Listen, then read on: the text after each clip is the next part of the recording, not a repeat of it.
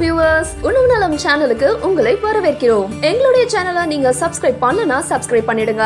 அது மட்டும் இல்லாம பக்கத்துல இருக்க பெல் சிம்பலையும் கிளிக் பண்ணிடுங்க. Benefits of soaked almonds.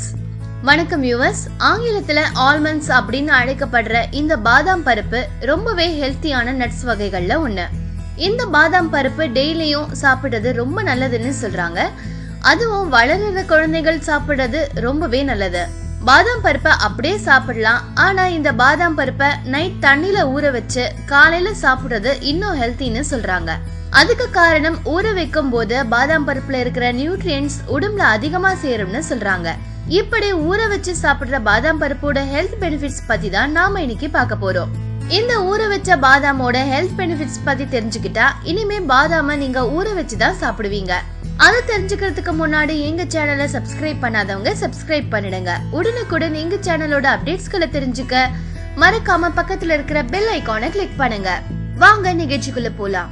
Number 1, பாதாம் பருப்பு ஸ்கின்னுக்கும் ஹேருக்கும் ரொம்ப நல்லது. பாதாம் பருப்பை ஊற வைக்கும் போது விட்டமின் இ கண்டென்ட் ஜாஸ்தி ஆகிடுது. அதனால ஸ்கின்னுக்கும் ஹேருக்கும் எந்த டேமேஜும் இல்லாம பாதுகாக்குது. நம்பர் 2, ஊற வச்ச பாதாம் பருப்புல நிறைய ஃபோலிக் ஆசிட் இருக்கிறதுனால கர்ப்பிணி பெண்களுக்கு ரொம்பவே நல்லது. நம்பர் 3, பாதாம் பருப்பை ஊற வைக்கும் போது அதுல ஃபைபர் கண்டென்ட் அதிகமாகுதுன்னு சொல்றாங்க.